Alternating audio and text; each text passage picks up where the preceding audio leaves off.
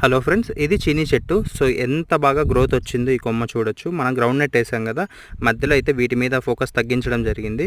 So ఈ కొమ్మ చూడొచ్చు ఎలా పెరిగిందో. సో చాలా బాగా గ్రోత్ వచ్చింది. కానీ ఇక్కడ మనం చేసిన మైనస్ పాయింట్ ఏంటి, ఇది వచ్చేసి యాక్చువల్గా జఫా మాల్టా. పక్కనది ఇది కొమ్మ వచ్చింది చూడండి, ఎంత బాగా పెరిగిందో గ్రోత్. బట్ నేను చేసిన మిస్టేక్ ఏంటంటే ఆ కొమ్మ రూట్ స్టాక్ది, జంబేరిది. ఇంత పెద్ద అయ్యేంత వరకు నేను చెక్ చేసుకోకుండా నెగ్లెక్ట్ చేయడం జరిగింది. సో ఎవరు అలా చేయకండి.